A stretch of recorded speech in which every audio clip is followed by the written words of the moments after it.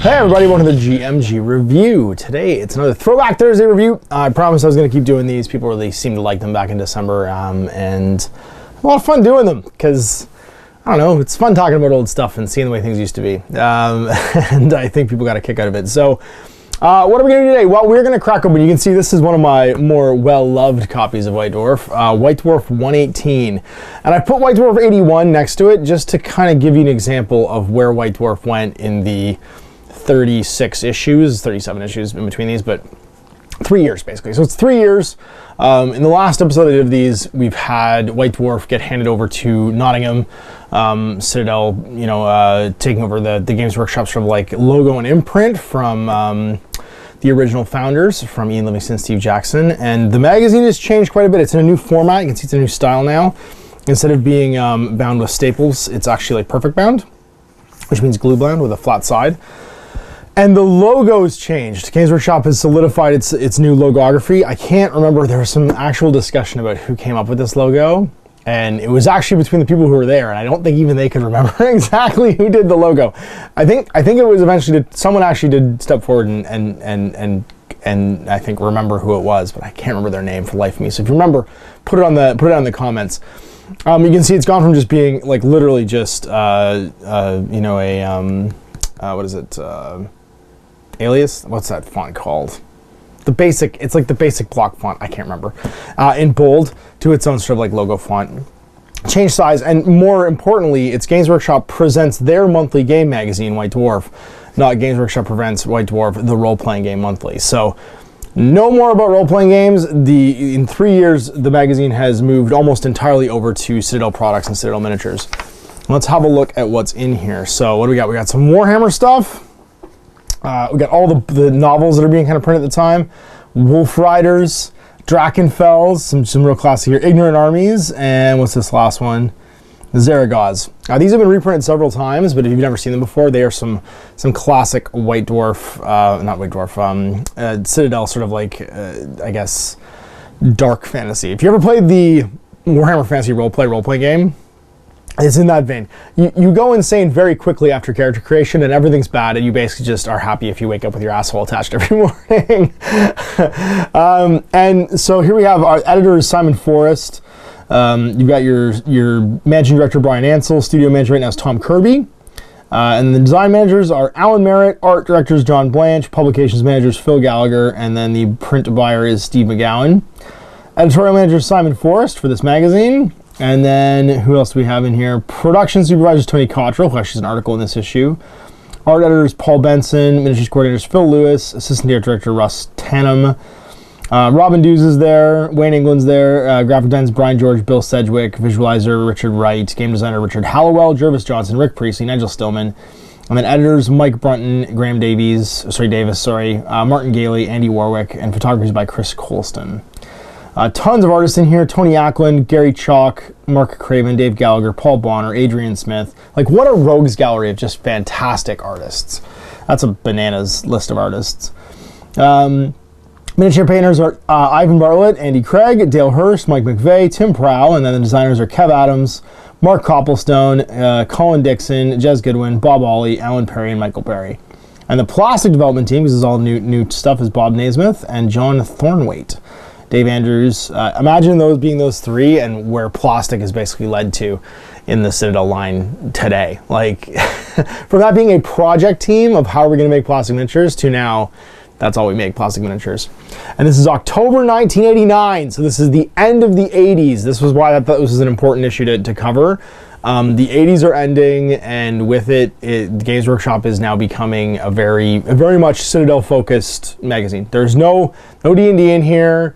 No role-playing games. You're not going to see ads for any of the companies. This is a sort of a company-driven Games Workshop magazine talking about their products. And so what we have in here, Culture Shock, the latest news from Games Workshop and Citadel Miniatures. So no other news from any other companies. Rat Spike, a selection of the forthcoming art book by John Blanche and Ian Miller, one of my favorite art books. Actually, me and Christian both have a copy. I got John to sign Chris's copy. Orcs by Brian Ansell and Nigel Stillman. Heavy Metal, Mick Beard and Steve Moussard's painted stuff. The Orc Warbike, straight from the Mechanics Workshops, a new Orc vehicle for Warhammer 40,000. But think about this. This is October 1989, and the Orc Warbike is being introduced to Warhammer 40,000 for the first time, and also Warhammer 40,000 exists. This is the early days of Warhammer 40k. This is actually a thing. Not to mention on the cover here, what do you got? You got some Hero Questy looking stuff. Because this is actually the release of Advanced Hero Quest. Heavy Metal, newcomer Dale Hurst and the rest of the studio staff show off their painting jobs. Vindicator by Rick Priestley, a new Rhino variant for Warhammer 40,000. And then the modeling workshop, Tony Cottrell, how to convert the Vindicator out of a Rhino. So there's actually a literal plan in here for taking the plastic Citadel Rhino kit and making it into a Vindicator. They weren't selling a Vindicator, it's here's like cut out plastic and make the Vindicator yourself. We got modeling, Blood Bowl Magic by Jervis Johnson, because Blood Bowl's out at this point. Illuminations, we look at the stunning artwork of GW artist Adrian Smith, one of my favorite artists of all time. Advanced Hero Quest, a sneak preview of Games Workshop's latest blockbuster, their in-house, basically like step forward from the Milton Badley co-venture of Hero Quest. Marienburg, the introduction of a new Warhammer Fantasy roleplay series, detailing the largest port city in the old world. The Gene Stealer Patriarch. The Patriarch Dryactylus speaks to his brood. Sounds like a story. Heavy Metal, Terminators and Advanced Hero Quest miniatures, and then Ignorant Armies, by Andy Warwick, Warhammer Fantasy roleplay characters from the first Warhammer anthology, Johan and Vukitic from Jackie Oval's Ignorant Armies, and Kurt the Wolf from Million Kings, The Laughter of Dark Gods. On the back cover, Ultramarines Watch Traitor Forces. And so this is Brian Ansell, Tony Cottrell. Oh my god, look at Tony. Oh my god, look at that hair. And then Graham Davis, Jervis Johnson, who just literally hasn't changed in 30 years. Rick Priestley, and Nigel Stillman. And you can see at some point someone spilled some tea on this. Culture Stock. What's new and exciting? We've got some Dark Future, Bolt Throwers. There's literally an article a bit about grinding death metal. Bolt Throwers' eagerly awaited new album, Realm of Chaos, described as grinding death metal by one of GW's staff, Thrasher, is to be released in October on LP, cassette, and CD. On CD, you say. Realm of Chaos, you say. Who would buy that? Except, of course, grinding death metal and me. I'd play some, but obviously for copyright reasons, I would get this video would have to come down because I can't afford that kind of stuff. It'll be available exclusively from Games Workshop mail order from the beginning of the month and general release on the 23rd. The album itself is based firmly on Warhammer 40,000 themes. It also features a gatefold sleeve with some great Warhammer 40,000 artwork and background. The band has added 2 more tour dates: Milton and Preston Guildhall. Milton Keynes, and Preston Guildhall. There's a new GW US shop in Fairfax, Virginia, in the US. Signing up for Andy Jones Leagues, the Derby Games Club. You may have recently seen on your TV screens the new series ITV's Taggart. One of the season stories featured gaming and gamers, and an important part of the storyline, and the producers came to Games Workshop to find out about the hobby. That's neat. Blood Bowl Final, the 1989 Blood Bowl League Final will be showdown in the massive Blood Bowl Arena. Seen at this year's Games Day between the teams of Giles Brown and Gareth Jones at 12 noon on Saturday 21st. So they're literally advertising a Blood Bowl game. Come watch a Blood Bowl game. That's the finale of our season of Blood Bowl that we're playing, like, across the UK. How cool is that? Like, you got invited to come watch a Blood Bowl game, basically. Advanced Hero Quest, and then wanted Will Paul Groves of Stafford, please get in touch with Robin Views, and can Mark Dunn contact Paul Benson, both in the design studio. It's just a random shout out, because like, it's 1989, like there's no internet, there's no email, you can't just like find somebody. If you don't know where they are, you hopefully shout it out in White Dwarf, maybe they get in touch with you. The Next Generation, congratulations are in order for 2 GW staffers and their partners, Robin Dews, our man in production floor, and Dave Gallagher, are both recently become fathers. Congratulations, Sarah Louise Dews and Ewan Gallagher. And the historical catalog. Oh, this is worth War Games Foundry, ranging from Citadel's Excellent Vikings to Foundry's Claim Crimean. And notable sculpts by Alan and Michael Perry and Ali Morrison. There'll be plenty of choice. And so the catalog's going to be added, basically adding Foundry to the range. So Citadel and Foundry are going together. Still advertising independent stockists, which is cool, because they all sell GW stuff. And then some just rad art. So there's Rat Spike, 136 page. I should do actually one of these on Rat Spike, because it's a great book. I'd have to find it in storage, but like, it's just one of my favorite art books of all time. And then this is just some examples of like the stuff that's in it, like Dark Future, this beautiful picture. I think this was Marion. No, this was Null, maybe. No, this is Middenheim. Middenheim, I'm pretty sure. Yeah, like the starships from Dark. Was it Starfleet? Space Fleet, yes. Space Fleet box game. The one where you threw dice in the box lid to win. It was like, it was a crazy game. But there's like just crazy art like this. Like I love this old Ian Miller art where it's just like a random dude with dolls and there's like hobby horse in the background. Like it's so dark and weird and awesome.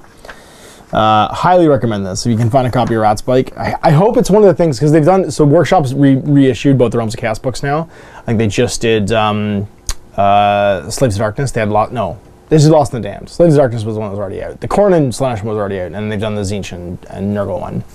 I hope they do it with Rat Spike, because it's a fabulous book. Background on the orcs. So fleshing out the orc race, the lost race. Orc domains, and then how orcs do space travel. Here we go through the cosmos. Here we go through infinity. Here we go. Don't know where we're going until we get there. Intoned when they're hitching a ride on Space Hulk. Announcing the next generation of PvP games, play by post. So this is an email. This is a play by mailing each other game. Gladiators of the Roman Empire. So I guess there was a little bit of advertising still purchased out in this magazine, because this is a Steve Jackson game. Your opponent falls, he's badly wounded, and there's like two people talking on the phone to each other. Oh, I guess this is play by phone. Fight your friends up to death, use matchup codes. You will fight a friend in the Roman Empire, decide a 4-figure matchup code between you and a number you'll both remember. Arrange dial at the same time. As you enter the code, you can use your matchup code, and then you fight. Dial in 2 numbers from 1 to 4 each. Combat round to find out which attack and defend. 1, 2, 3, 4 equals head, body, arms, legs. The computer does the rest. So you just literally, you sit there with your touchtone phone, you both call at the same time, you're connected, and then like you hit the button to say where you're going to attack, 1, 2, 3, or 4, and the computer talks to you and tells you what happens. It's play by phone, Gliders of the Roman Empire. What a bit, I'm tempted to phone this number and just see what happens. I'm sure it's disconnected. 0898 800 891. I bet it's disconnected. But what a weird. If it's still running, that would be amazing. We could just fight gladiator style. Someone phone it. Let me know. I'm not gonna do it live. Obviously, the video. Continuing on with the orcs. The Adventurers Guild notice board. What is this? Oh, Steve Jackson presents Fist, another dial-in like game. It's another phone-and-play game. Bananas. And then Heavy Metal. So who's here? This is Mike McBeard and Steve Mooseheart, both of whom were award winners in the 89 Golden Demon Awards. Look at that Tech Priest. I don't even know if that is a Tech Priest. It's just like some weird wizard miniature. Old Star Player. 2 of the old Blood Bowlers. I think that's Morgan. One of those is Morgan Thorne, I think. I have this Malleus. I have actually both these were Malleus Inquisitors. I should paint them up. They're awesome models. I love that all of the bloodletters have like weird spots. And then there's this awesome old orc, Chaos Orcs, Mutant Orcs, Chaos Agents, Imperial Guard Captains. And then weirdly, Gene Stealers on square bases, right? Because like there was no like rules or laws about what kind of bases you put things on. So just put your 40k guys on square bases because they look better. Chaos Knights on converted Chaos Steeds. More Chaos Orcs. These guys love chaos. Career opportunities. White Dwarf editor. You could become the White Dwarf editor. I guess Simon Forrest was looking to not be the editor anymore. Production supervisor, retail manager, system managers, and staff. Who was running at the time? Production supervisor was Tony Cottrell. And then retail and was Tim Wilson. And you're going into Simon Forrest, final White Dwarf. Here it is, Workshop Fairfax. Only 30 minutes from Washington, D.C. At the time, that wouldn't have been a good thing. You would have wanted to be farther away. Complete range of Citadel and Martyr miniatures, plus all those hard-to-find items you never thought you'd see, plus all the new releases. Open day events include a game for $1 to the first 12 people. So you can buy a game for $1. I Was There t-shirts, participation games throughout the day, free Citadel miniatures to every Games Workshop customer, plus bring your own Warhammer 40,000 Army competition prize award if you paint one. And then a paint judged by Tim Olson. There's going to be a paint contest. Categories include single figure, fantasy and 40k, single figure conversion, fantasy and 40k, and diorama. And then coupons for $10 off Titanicus, $10 off Space Marine, the Titanicus supplement, $3 off any Citadel miniatures box set over $20, $2 off any Citadel miniatures box set, $2 off any miniature, and $1 off any Citadel miniatures blister pack. Sorry, miniatures blister box. Blister box. Oh, they were the sliding boxes. I know what they're talking about. It's there was it looked like a blister, but it was a hard plastic box, and the back slid out. That would have been a blister box at the time. I'm trying to think in '89 what that would have looked like. The war bike, the old metal war bike. They're 80 points each, and they've got like turning templates, all kinds of crazy stuff. The war bike control chart. If you go 1 to 9, you don't have to make a test. 9 to 18, on a 1 to 2, you turn wildly. On a 3 to 6, there's no problem. So basically on a 3 plus, you're okay.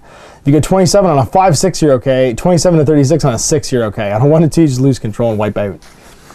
That's hilarious. Lose control. Irk! The Irk driver flies over the handlebars, hits the ground with a crunch, breaking his neck. It's the end of the road for the war bike. That's awesome. And they give you some banners and stuff. And there it is, the old classic war bike.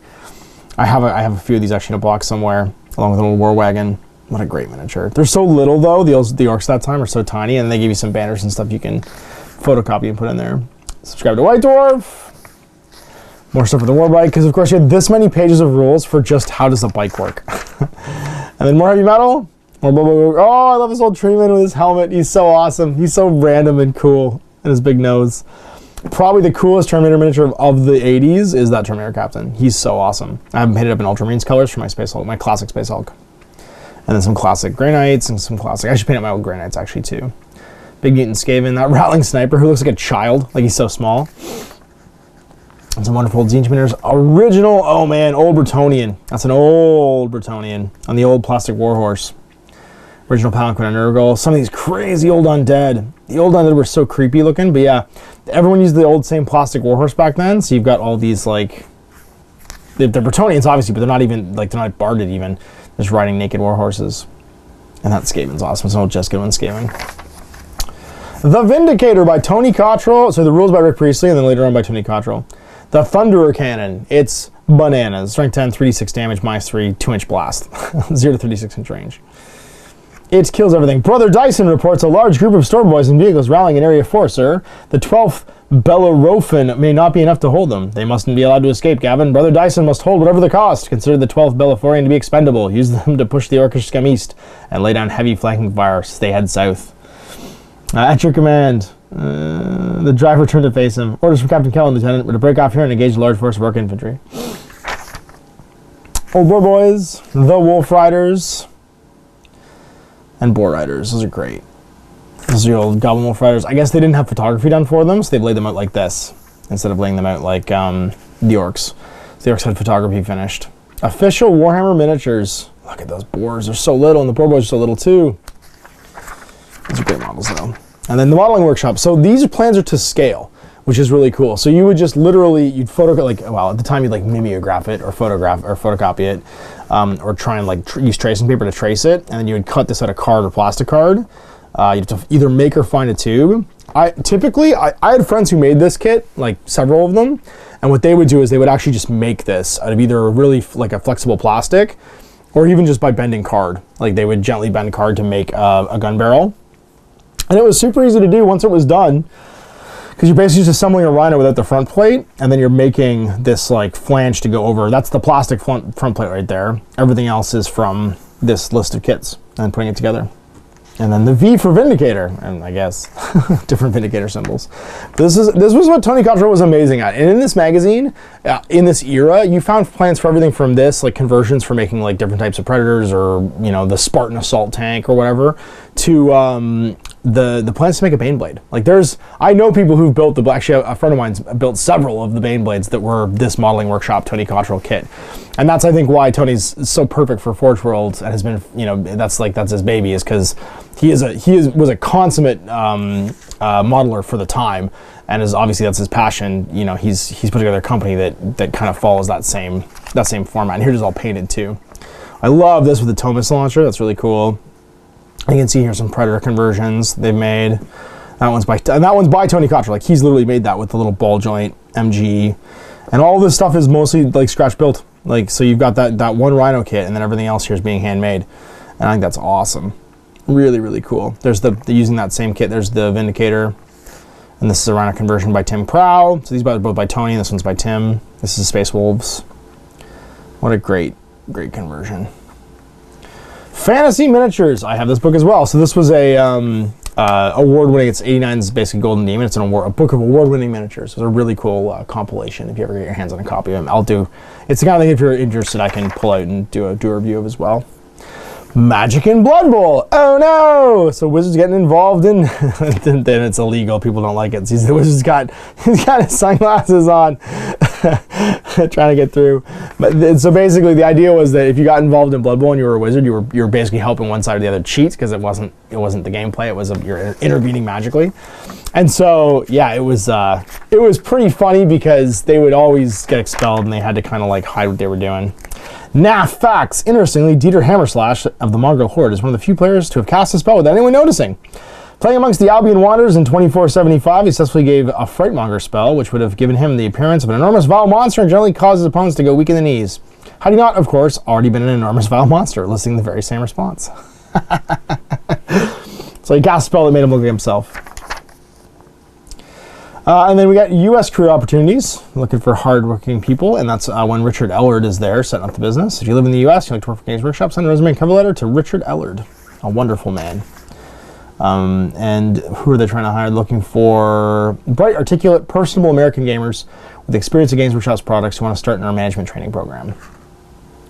The Dream Factory. This is an advertisement with the full range of Games Workshop products. And there's one in Connecticut. They're all in Connecticut, actually. They were in Orange, Connecticut, Milford, Connecticut, Newark, Connecticut, and New Haven, Connecticut. Illuminations by Adrian Smith. Oh my God, he's so talented. Like, shockingly talented. I love all of Adrian Smith art, but like, it's just, if there's two people that really got that like hardcore kind of metal, 1980s look for Games Workshop, it's John Blanche and Adrian Smith. It's so iconic. Like, look at this, like, all of these became miniatures, like these drawings of these Chaos Warriors, the fly-headed Chaos Warrior, this dude with the knife, just such a awesome black and white, grim, like all of this you could see on a t-shirt, you know what I mean? Battle Brother fights during the Horus Wars rather, the Chaotic Priesthood, like the composition's so cool. All of this is from Titanicus and from Space Marine, the supplement. That's from Space Marine, the Orc supplement. A confrontation between Gargants and Imperial Titans. Nurgle Beastmaster, this damn Prince of Tzeentch, like, it's so good. He's 19! He's doing this at 19 years old, 1989, he's 19 years old. Bananas! He's a Gemini. His favorite film was Excalibur, with the super awkward, it's such an awkward movie to watch now. His favorite music is Psychedelic Thrash and the Butthole Surfers. That makes so much sense. His favorite books are the Gormenghast series. His favorite artist is Hieronymus Bosch, and then his ambition is to develop into a better artist.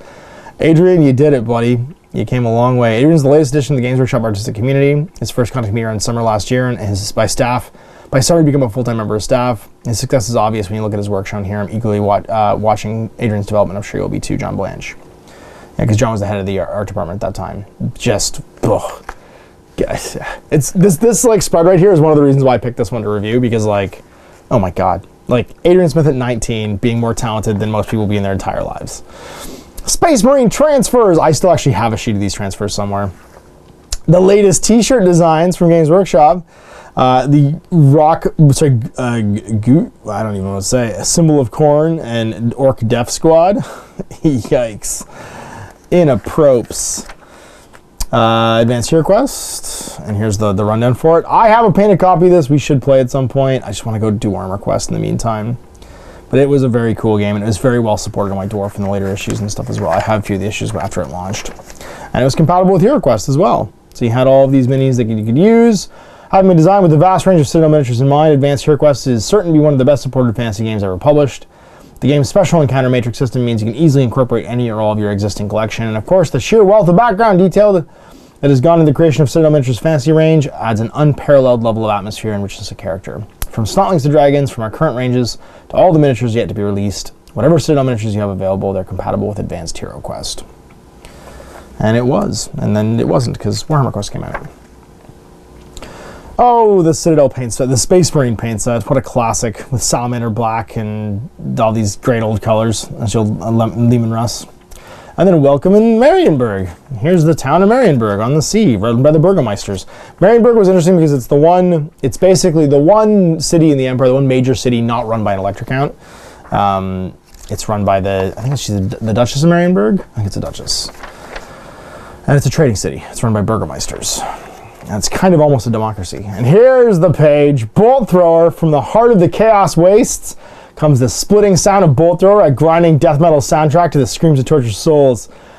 I'll throw up a, there's got to be a Bolt Thrower video I can link. I'll have it pop up in the cards right now and you can check it out because, yeah, it's not really as loud, and they're overselling how loud it is a little bit. Games Workshop, in conjunction with Earache Records, are proud to present Bolt Thrower on vinyl and on tour. From the mid-autumn, the new Bolt Thrower album Realm of Chaos will be available exclusively at Games Workshop retail stores. Throughout the November, the awesome Grind Crusher Tour featuring Bolt Thrower, Napalm Death, Morbid Angel, and Carcass will take to the streets with kids at the Manchester International, Birmingham, Hummingbird Centre, Nottingham, Rock City, and London's Kilburn International, plus more dates to be confirmed. And as if the music's not enough, at each gig there'll be a Games Workshop stand with Games Workshop games, t-shirts, posters, books, and Citadel miniatures. So you're going to a metal show, and there's a Games Workshop booth there. Can you imagine that? Why don't they still do that? That would be amazing. Like, come on, man. Guard would be up for it. There'd be so many bands to be up for it.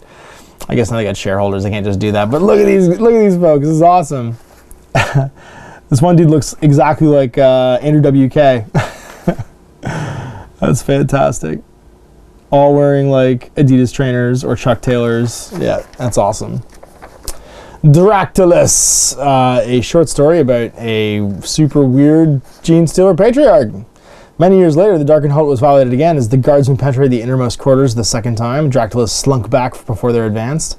Then he heard the call. It was like a signal that would only come from a kindred being. He stepped in the open to look at his descendants. He saw the recognition in the face of the leading guardsman.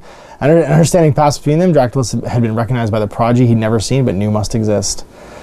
So they're all hybrids. They weren't really guardsmen, they were hybrids. Such a weird art style. The Genes, like, there's something just off-putting and uncomfortable about Gene Stealers in general, and I love it. Some more great painting. Oh, that great Inquisitor mini. Or mouse one that's kind of okay. Lots more paint jobs, some early Mark 7 stuff. All the lovely Jez Goodwin Gene Stealer cultists and Eldar, and then the HeroQuest models too. Although this is like probably nicer than they were painted on the box set. Champion of Zinj, some awesome Bad Moons and Orcs, the Snakebites War Track Scorcha. Some staff pages. The staff pages getting to write about what they're excited about and what's going on. And then in the back, of course, what's in a blister pack. So in a blister pack, you would get 4 commissars. Or 4 commissars and a Beastman commander. I had this pack of 5 sanctioned psychers. What else we have here? You get a squat medic and some guardsmen and another squat medic. This is awesome. That Inquisitor's a great model. A rogue trader with a power sword and a bolt pistol. An assassin with a power sword. I'd forgotten about that assassin actually with a power sword and a bolt pistol. And then an Imperial assassin with a combi weapon. Rattling blister. Oh, the Bob Ollie Tech Priest. This is a great blister pack. There's the Bob Ollie Squad Tech Priest, the 2 other Tech Priests with their axes. And I have actually a couple of these servitors, more Bob Ollie servitors and stuff. If you look really closely, you can see they have the eyes done in. That's the classic Bob Ollie thing. Titan Crew. Lovely minis, look like Tech Guard. More Inquisitors. I have these 2. I never managed to find him. He's super hard to find. He's not a great miniature because his like body is like melting together. And I have all 3 of these. I have all 3 of these Malleus ones. And I like this commissar because he's wearing a necktie. It just makes me happy for some reason. It's just incongruous. I don't know why. And then an advertisement for Greenpeace. Greenpeace stands for a safe, nuclear-free world. You gotta think, this is 1989. Like, there was a real nuclear threat in the air. Fresh air, clean water, the protection of wildlife and its habitats. The great whales, non-violence, nuclear power, the greenhouse effect, car exhaust, and marine pollution were things they were fighting. They need your support. And then ignorant armies, stat lines for fantasy roleplay for all the characters from these books.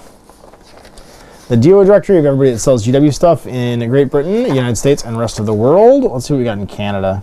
Anything in Canada back here? Great Britain, United States, Denmark, Spain, West Germany, Amsterdam, Holland, Norway, Belgium. Like there was a, I guess because it was a workshop store. Yeah, there's nothing there. Belgium, France, Sweden. Nothing there unless it falls under the Greater Britain. I don't think it does. It shouldn't. I mean, we weren't part of the Commonwealth. We weren't part of the British Empire at that point. Nope. Nothing there. Did they put us under the Americans? United States? No, it just didn't exist. Interesting. And then what did it cost? Oh my gosh. So a copy of Space Marine cost $47.95 US. A copy of Advanced Hero Quest cost $47.95 US. Codex Titanicus cost $22.95. The late summer catalog was $3.95. A paint set was $16.95. The Orc Horde Army for Epic, 150 Epic scale miniatures, was $14.95. Same with the Eldar Legion. The Rhino, the Imperial Rhino cost £4.99, so about $10 Canadian or US. And then it was record and cassette, and CD was £9.99, so about $10, $20 Canadian for a CD. And then Rat Spike cost $29.95 US. More miniatures. There's the War Bike and the War Truck with a field gun or a Scorcha. Some Eldar. Some Space Marines with Terminator armors, and some Librarians. I think I have all of these. Oh, Chaos Warriors. Look at these Chaos Warriors. They're so, you never see these. These big tall ones. Look at them. They're tall and skinny. What a crazy pack of Chaos Warriors. I don't think I've ever actually seen a full unit of those from '89. You always see like the classic like C-Series range ones. Or even these guys. But like those tall skinny ones with the halberds, man, I never see those anywhere. Those are great models. They're so different than like that squat, like laying down the law, kind of thrusting and jumping Chaos Warrior that you see on this side. Traitor Terminators, the Traitor Terminator Captain, and the was it Warp Cannon, and then the Patriarch, and the Magus, and all of the Familiars and Maguses.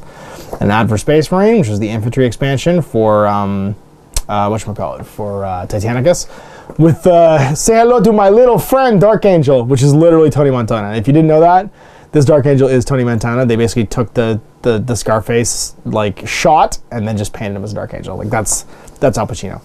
I've always loved that for that reason. There's Tony Montana on the cover of Space Marine, saying hello to his little friend, and then that's it. We're done. I do like, this is really cool. I like this shot actually just because they've used some perspective altering here. They have 40K miniatures in the foreground, and it's actually really close by, but they've got epic miniatures in the background to try and give a sense of scale. I think that's a really cool, they don't do stuff like that anymore, and that's just a really cool thing. A neat little camera trick for the time. And then the old Imperial Fortress, which was styrofoam, being broken down, and they're defending it against some Skaven. Some Hiles defending against Skaven. And that's it. White Dwarf 118. A good example of White Dwarf of its era, as White Dwarf shifts from basically being a role-playing magazine into being a Citadel magazine. So I hope you enjoyed that. That was a lot of fun. And we'll do this again. I mentioned a whole bunch. Just in the comments, tell me what you think I should do next. I do want to do some early 2000s ones, and then I think I want to move on and just start picking some other volumes, interesting volumes to look at. So let's discuss in the comments. Big thanks for watching. We'll see you next time for more of this. Till then, I'm Ash. I hope you enjoyed that video. If you want to support the channel, of course, like and subscribe and hit the little bell below so you get notifications when I post future content. I do post stuff 7 days a week. If you want to support the channel further, you can, of course, buy a t-shirt through Spreadshirts, buy a measuring gauge or objective markers from Death Ray Designs, or, of course, most importantly, there is Patreon. Patreon is what makes all this possible, keeps the lights on, pays for the studio costs, pays for the equipment, model costs, and everything else, and most importantly, puts food in my kids' bellies and a roof over their heads. Big thanks to everyone, past, future, who supported me. I do this stuff because of you guys, and of course, I will continue doing it as long as I can.